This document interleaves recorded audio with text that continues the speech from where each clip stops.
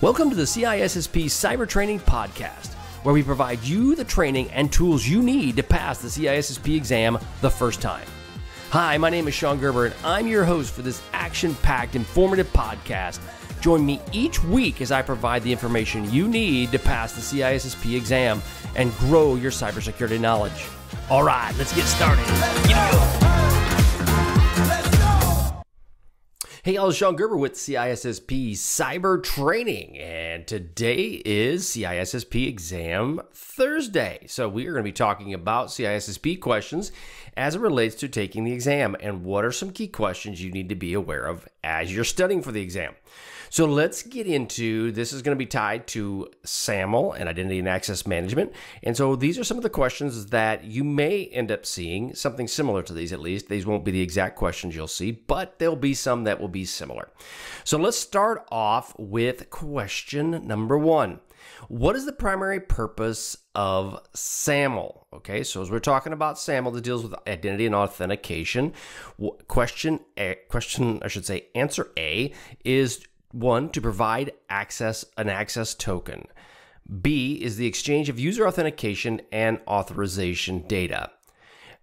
C is to provide an ID token, or D, to validate a user's identity through biometric data. Okay, so the question is, again, what is the primary purpose of SAML?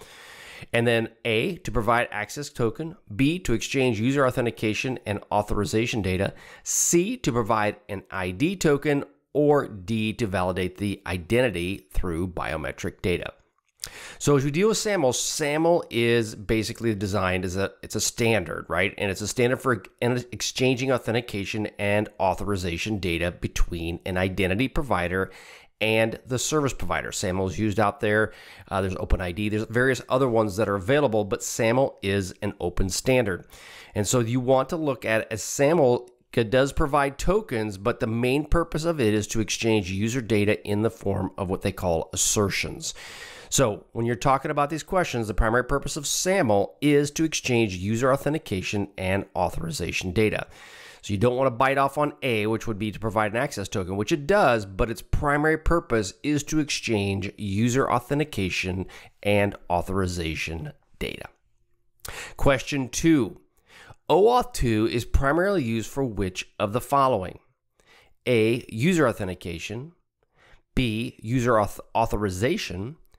C, data encryption. Or D, data integrity checks.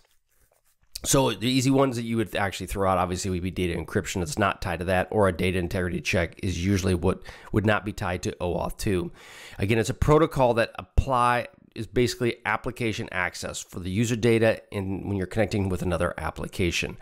Now, the key question around that is if you're dealing with authorization, then the answer would be B, right? So it's designed to be it does provide some level of authentication, but when you're using in conjunction with OpenID, but the primary purpose of OAuth 2 is authorization. Okay, so we put that in mind. OAuth 2 will do user authentication, but that's not its primary purpose. Its primary purpose is authorization. Question 3. Which of the following authentication protocols also provides an ID token? A, SAML. B, OAuth 2. C, OpenID Connect. Or D, Kerberos. Okay, again, which of the following authentication protocols also provides an ID token? A, SAML. B, OAuth 2. C, OpenID Connect. Or D, Kerberos.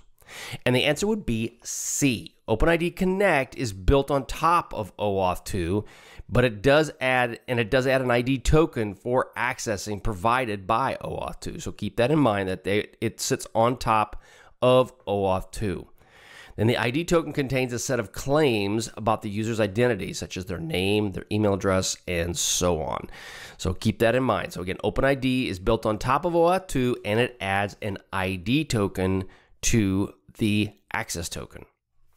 You have lots of tokens, so it can get a little bit confusing. What type of token is used by an application in OAuth 2 to make API requests on behalf of the user? Okay, so now we're dealing with OAuth 2 and we're making API requests. So application programming interfaces. A is access token. B, refresh token, C, ID token, or D, SAML token. Okay, so we know SAML token, it's not a token, right? So you would throw that one out.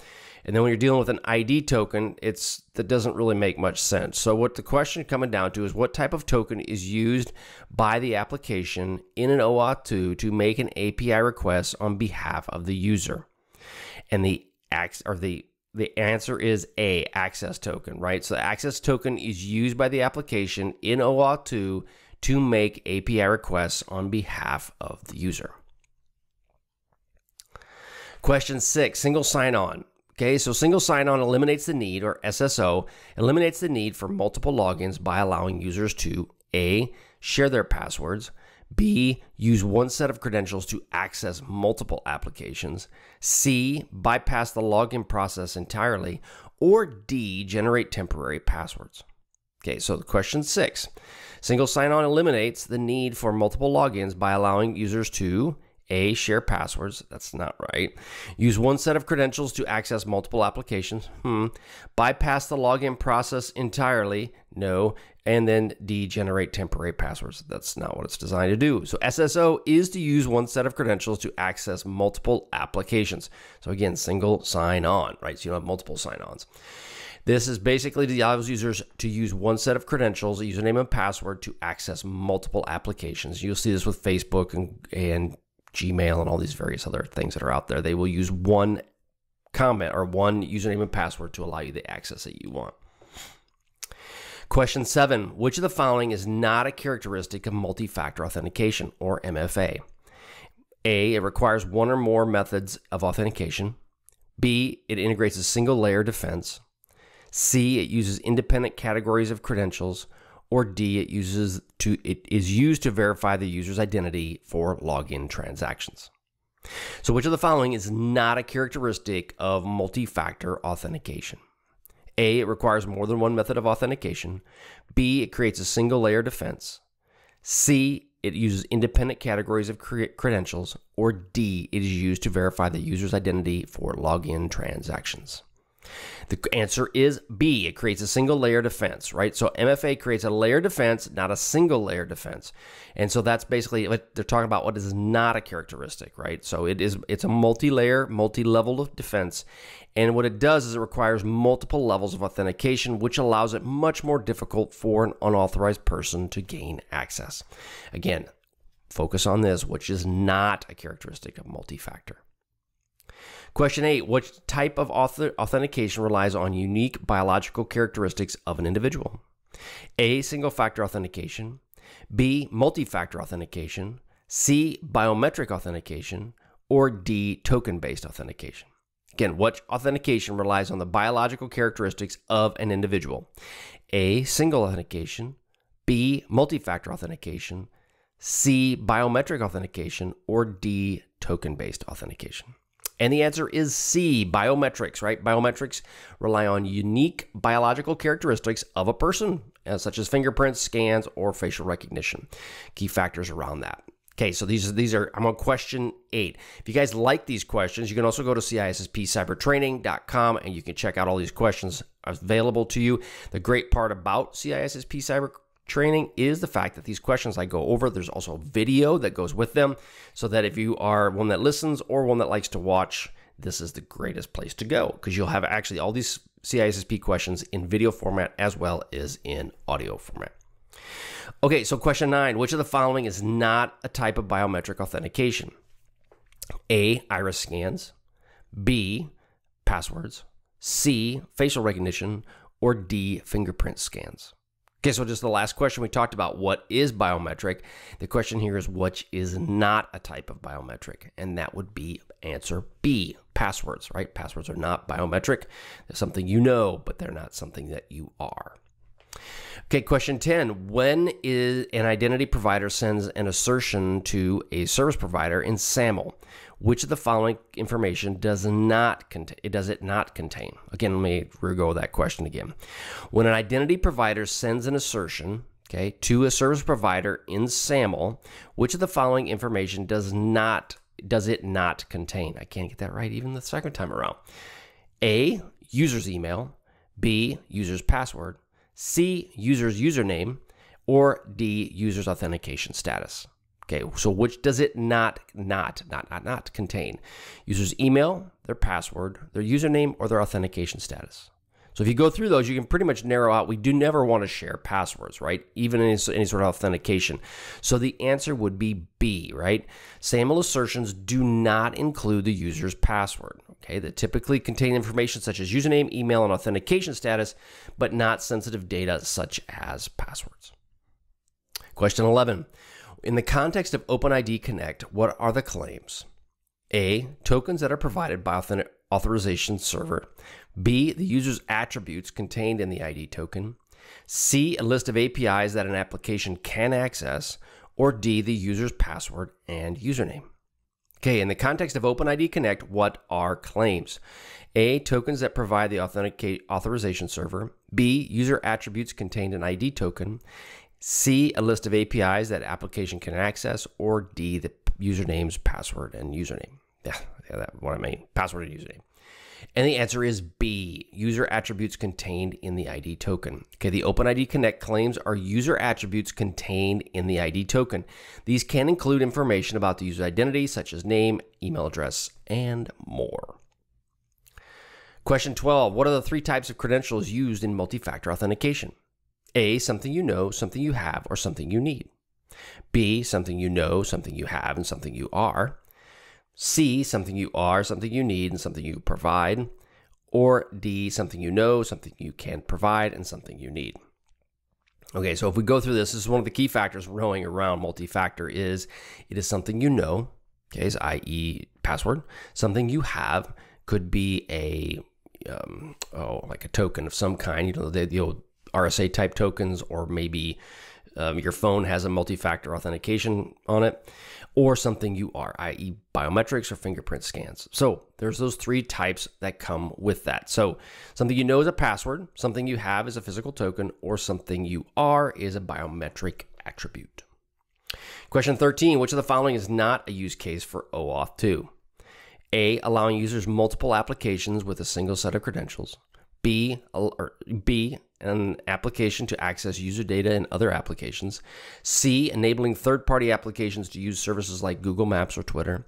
Or D, providing one application in the ability to access the data of another application on the user's behalf. So, which of the following is not a use case of OAuth 2? And the answer is A, allowing a user to log in to multiple applications with a single set of credentials.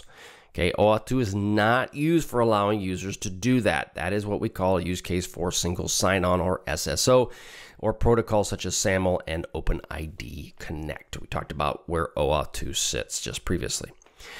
What information does ID token in OpenID contain? Okay, A, a set of user attributes known as claims. B, the user login credentials. C, the user's biometric data, or D, the encryption key for the user's data. So we know this right away, just going into it, those 3, the user's login, biometrics, and their encryption key would not be something you'd want to have as an ID in your ID token with OpenID Connect. So I would throw those out immediately. So that's basically a set of user attributes known as claims. Okay, so an ID token in OpenID Connect contains a set of user attributes known as claims. These can include information such as username, email address, and so much more, right? We wouldn't want to put anything that's sensitive such as passwords or biometric data or anything like that inside a OpenID Connect token. Last question, which of the following best describes the relationship between OpenID Connect and OAuth 2? Okay, the answer, or question, or I should say one of the answers. OpenID Connect and OAuth 2 are completely separate protocols with different purposes. OpenID Connect is an extension of OAuth 2 and adds additional functionality. OpenID Connect is an older version of OAuth 2, and OAuth 2 is a subset of the functionality provided by OpenID Connect. Well, we talked about this. What does OpenID Connect do? It sits on top of OAuth 2, so it is an extension, and it adds additional functionality. That's the whole, again, so OpenID Connect is an extension. We talked about that, where it does specifically around user authentication, but OpenAuth, or OAuth 2, provides authorization capabilities, and OpenID Connect extends it to also provide authentication, primarily through the use of an ID token. Okay, so that's again, OpenID. It gives you an ID token and it sits on top of OAuth 2. All right, thank you very much. I hope you guys have a wonderful day. I hope you enjoyed the CISSP Cyber Training questions. Also, go to CISSP Cyber Training. If you're listening to this on the podcast, you can also go to freeCISSPquestions.com, and you can be added to a list that will give you 30 questions every single month over the CISSP, and you can get those for free just for joining my email list, and you'll get other stuff as well, right? We have security news and so forth, but go ahead, check it out, freeCISSPquestions.com, or go to CISSP Cyber Training and sign up today. All right, have a great day, and we'll catch you on the flip side. See ya.